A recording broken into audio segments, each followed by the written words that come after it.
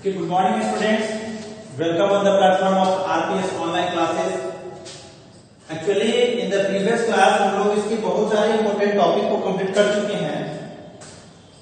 उन टॉपिक में हम लोगों ने जो पढ़ा था उसको मैं यहाँ पे एक बार जरा रिकैप कर रहा हूँ. उसमें जो सबसे पहले हम लोग पढ़े थे जो चैप्टर है हमारा लाइट, और इस लाइट में एक्चुअली तुम्हारे बुक में याद है नेचुरल फेनोमेना करके लिखा हुआ. नेचुरल फेनोमेना करके लिखा हुआ है. इस नेचुरल फेनोमेना में सबसे पहले जो हम लोग पढ़े थे जो टॉपिक वो था हमारा वेव. वेव को पढ़ने के बाद इसके टाइप थे, टाइप और इंपोर्टेंट टर्म्स थे इससे जुड़े हुए.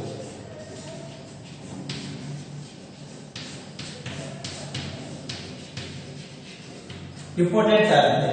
इस इंपोर्टेंट टर्म के बाद हम लोग लाइट का डेफिनेशन पढ़े थे.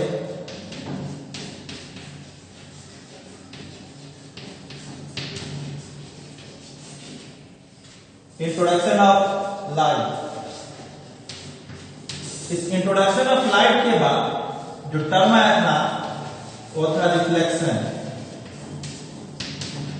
ठीक है, रिफ्लेक्शन के लॉज और इससे जुड़ा हुआ न्यूमेरिकल भी हम लोग देखे थे.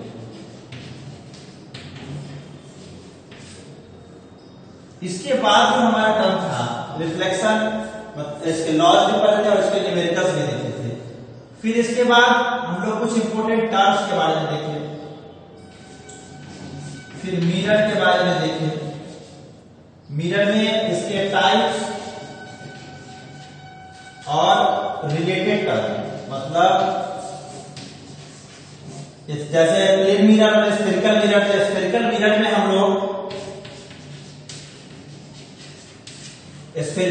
में हम लोग इसके centre of curvature, radius of curvature, pole, focus, principal axis, इन सारे टर्म्स हम लोग पढ़े. और उसके बाद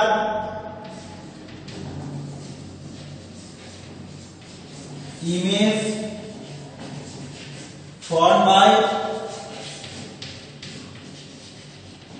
plane mirror. Image form by plane mirror, इन सब को हम लोगों ने पढ़ा. इसके फिर प्रॉपर्टीज थे, इमेज की प्रॉपर्टी, इन सभी को हम लोगों ने पढ़ा. अब जो हमारा बहुत ही अहम पार्ट जो आ रहा है इस चैप्टर के उस सेक्शन का जिसमें हम लोग स्फेरिकल मिरर के बारे में पढ़ते हैं. और उस स्फेरिकल मिरर के, ठीक है, उस स्फेरिकल मिरर के जो इमेज फॉर्मेशन है उसके लिए कुछ रूल दिया गया है. जैसे हम लोग जो रे डायग्राम जो ड्रॉ करें, रे का जो यूज करें, लाइट रे को जो डायग्राम जो यूज करें, तो ऐसा हम लोग ना करें कि कहीं भी अपनी इच्छा से ड्रॉ करें. इसके लिए एक सिस्टमेटिक वेव, एक परफॉर्मा बनाया गया है, फॉर्मेट बनाया गया है कि लाइट एक पार्टिकुलर पोजीशन में अगर आता है तो आफ्टर रिफ्लेक्शन एक फिक्स्ड पाथ को ही फॉलो करेगा. तो इस तरह के कुछ रूल्स हैं जिसे हम लोग अभी पढ़ेंगे.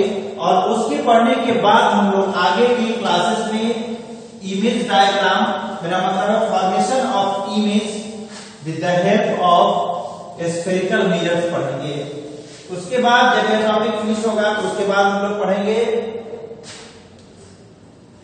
मैग्निफिकेशन पढ़ेंगे, फिर साइन कन्वेंशन पढ़ेंगे, फिर लेंसेज में रिफ्रैक्शन है वो पढ़ेंगे. तो अभी आइए अभी देखते हैं जो टॉपिक है हमारा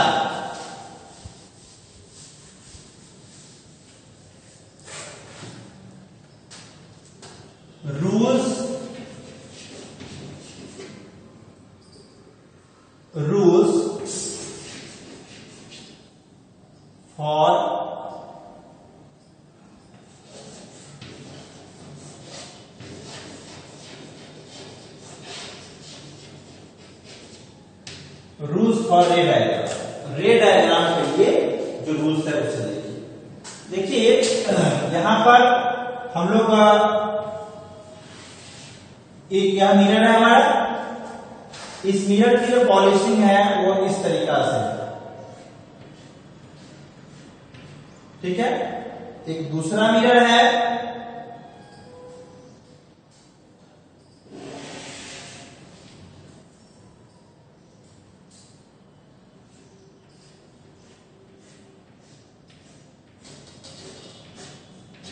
ठीक है। ये इनसाइड पॉलिशिंग है, ये आउटसाइड पॉलिशिंग है। इसके बेसिस पर ये जो मिरर है वो कौन सा मिरर है, ये देखिए कॉनकेव मिरर है।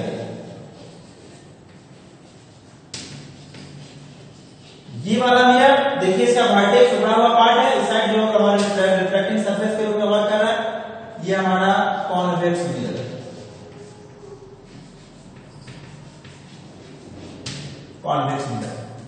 ये अगर इसका मिड पॉइंट होगा तो ये हमारा प्रिंसिपल एक्सिस होगा, क्या बोलते हैं इसे, प्रिंसिपल एक्सिस।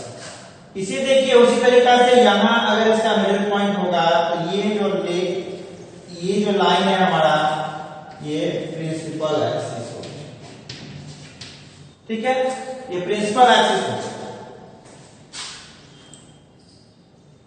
अब इस प्रिंसिपल एक्सिस में जो फर्स्ट रूल कहता है उसे तुम लैंग्वेज में लिख देना। जो फर्स्ट रूल कह रहा है वो कुछ इस टाइप का है। फर्स्ट प्रॉपर्टी, फर्स्ट रूल मतलब रे डायग्राम, कि अगर if a light ray incidents parallel to the principal axis, this line is principal axis, तो यह फर्स्ट रूल कहता है कि इफ लाइट रे इंसिडेंट आया, ठीक है। इफ लाइट रे इंसिडेंट, अगर लाइट रे आती है रिफ्लेक्टिंग सरफेस पे parallel to the principal axis, तो यहां पर मान लेते हैं ये इसका क्या है, सेंटर ऑफ कर्वेचर है। इसका सेंटर ऑफ कर्वेचर किधर होगा, इधर कहीं, इधर सेंटर ऑफ कर्वेचर ये ऐसा है, ठीक है। अब देखिए तो यह parallel to the principal axis आता है, then after reflection it will cuts principal axis, that is known as principal focus, ठीक है। तो after reflection this line will pass through focus, ठीक है। अगर लाइट रे प्रिंसिपल एक्सिस के पैरेलल आएंगी तो आफ्टर रिफ्लेक्शन यह प्रिंसिपल फोकस से होकर के पास करेगी, समझ गया। अब तुम सोचोगे ये ऊपर से गया है तो ऐसा है, अगर कोई लाइट रे नीचे से आ जाए, देखिए ये ऐसे यहां आ गया, ठीक है। तो यह लाइट रे आफ्टर रिफ्लेक्शन कहां से पास करेगा, तो यह प्रिंसिपल फोकस से पास करेगा, यह देखिए,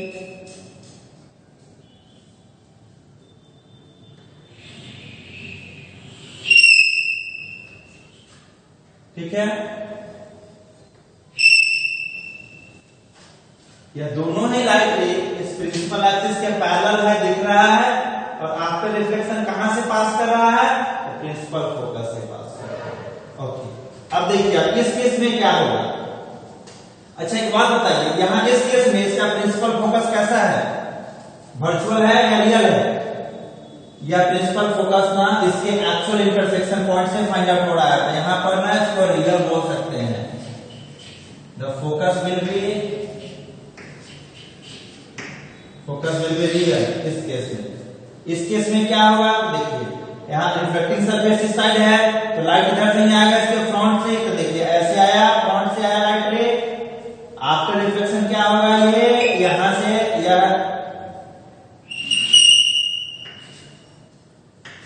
ये रिफ्लेक्ट हो जाएगा। तो रिफ्लेक्ट होगा तो यह ऐसा लगेगा आपको कि इस तरीका से, इस तरीका से, इस तरीका से यहां से आ रहा है, ये लाइट रे रिफ्लेक्टेड लाइट रे ये है, ठीक है। यह रिफ्लेक्टेड लाइट रे यार कहां से आ रही है, ये पता चल रहा है, देखिए यह पता चल रहा है कि यह यहां से कहीं से आ रहा है। ये इसका फोकस यहां पर होगा, इसका फोकस कैसा हो जाएगा, वर्चुअल लग रहा है, क्योंकि ये एक्चुअल इंटरसेक्शन नहीं है, ऐसा कराया गया है, ऐसा फॉर्म कराया गया है, ऐसा लग रहा है, पता चल रहा है, लेकिन इसमें फिक्स है, दिख रहा है, ठीक है। अगर उसी तरीका से यहां इसके नीचे से ले आओ, यहां नीचे से ले आओ गया, तो ये इस तरीका से इधर रिफ्लेक्ट हो जाएगा, इंसिडेंट है, रिफ्लेक्टेड है, या कुछ इस टाइप से देखिए दिख रहा है, ठीक है, यह पहली प्रॉपर्टी हो गई। If light ray incident parallel to the principal axis then after reflection it will passing through the focus. ठीक है, आइए अब दूसरे प्रॉपर्टी को हम लोग फिर से देखते हैं। यह फर्स्ट प्रॉपर्टी हो गई।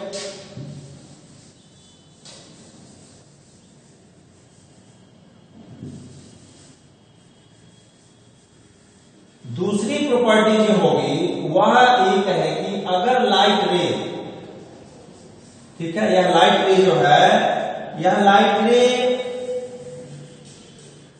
अगर सेंटर पे आ जाती है, ठीक है, सेंटर पे आएगी तो कहां से पास करेगी? देखिए उसको ड्रॉ करके दिखाते हैं।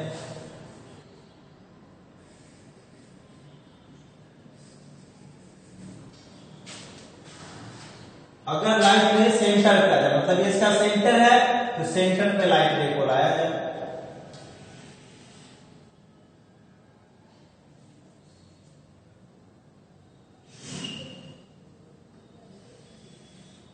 ठीक है, तो सेंटर पे यह लाइट रे जो आएगा ऐसे, तो यह रूल करता है कि अगर कोई लाइट रे आपको सेंटर पे आता हुआ लगे तो यह लाइट रे फिर से रिफ्लेक्ट करके सेंटर से ही पास कर जाएगा।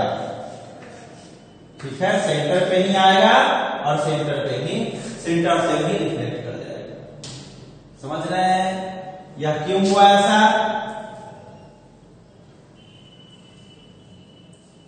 आप देखो, रिफ्लेक्शन में हम लोगों ने पढ़ा था कि लाइट रे जिस एंगल पे इंसिडेंट होता है वह उसी एंगल से रिफ्लेक्ट होता है, मतलब angle of incidence will always equal to angle of reflection. Due to that reason if light ray incidents here at the normal, अगर यह नॉर्मल पे आया तो उतना ही एंगल पे रिफ्लेक्ट होगा, इसलिए इसी तरीका से पास कर जाएगा। ठीक है, क्लियर है? यहां भी आप देखो, अगर यह लाइट रे ऐसे आता है यहां तो फिर पास कर जाएगा इधर से। तो हम लोग एक मिरर में अब देखते हैं, बाकी मिरर में समझ सकते हैं उस चीज को। ठीक है, अब जो दूसरा, ये ऐसा हो, इधर भी आ जाए तो इधर का भी ऐसा ही होगा। देखिए ये ऐसे आया, ये ऐसे यहां तक गया, ये इधर से रिटर्न होने के टाइम पे इसी पाथ को ऐसे फॉलो करते हुए यह रिटर्न हो जाएगा। समझ गए इस चीज को? दूसरा लाइट रे, दूसरी प्रॉपर्टी देखिए।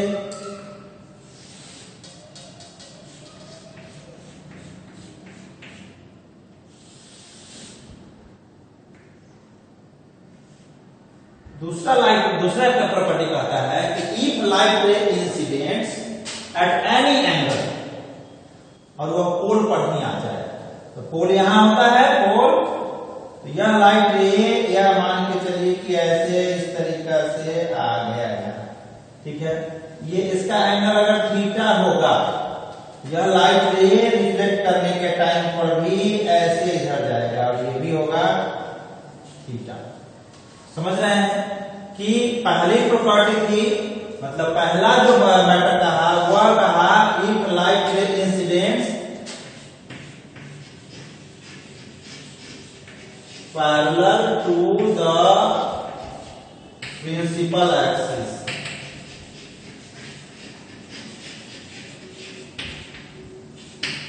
अगर प्रिंसिपल एक्सिस के पैरेलल आ जाए। ठीक, दूसरा कहा passing through the center,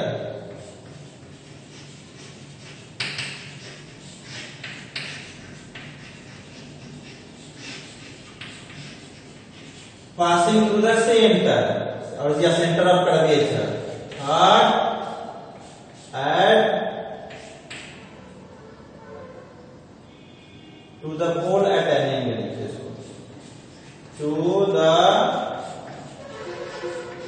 pole at any angle, किसी भी एंगल पे आए, पोल पर आ जाए।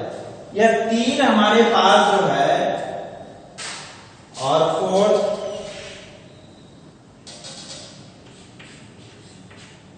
at right angle to the reflecting surface,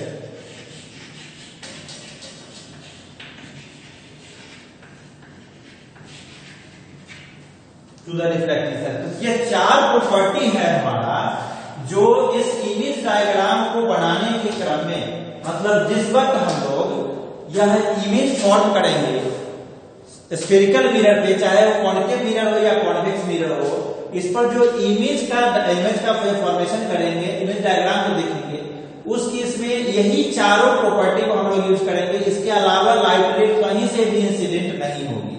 और इसमें से अगर वह जैसे इन्फिनिटी पे कोई ऑब्जेक्ट को रखते हैं तो इन्फिनिटी से आने वाले लाइट रे को हम लोग parallel to the principal axis ही कंसीडर करते हैं, ठीक है।